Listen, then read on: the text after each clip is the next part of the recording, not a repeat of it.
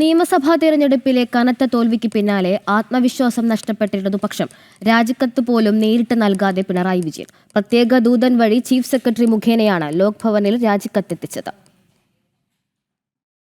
കേരളത്തിൽ ഭരണ തുടർച്ചയുണ്ടാകുമെന്ന അമിത ആത്മവിശ്വാസം പ്രകടിപ്പിച്ച ഇടതുപക്ഷത്തിന് കനത്ത പരാജയമാണ് നിയമസഭാ തിരഞ്ഞെടുപ്പ് ഫലത്തിൽ കണ്ടത്. ദയനീയ പരാജയത്തിൽ അടിപതറിയ CPM സമാനതകളില്ലാത്ത തിരിച്ചടിയാണ് നേരിട്ടിരിക്കുന്നത്. ഇടതുകോട്ടകൾ തകർന്നടിയുന്ന കാഴ്ചയാണ് കണ്ടത്. 13 മന്ത്രിമാരുടെ കനത്ത തോൽവി പാർട്ടി കേന്ദ്രങ്ങളെ പിടിച്ചുലച്ചിട്ടുണ്ട്.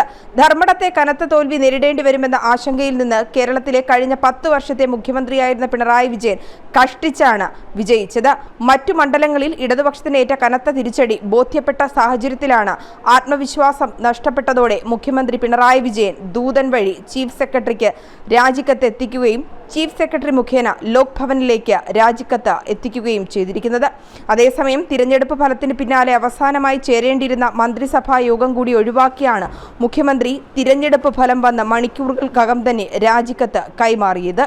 ജനം, തിരുവനന്തപുരം.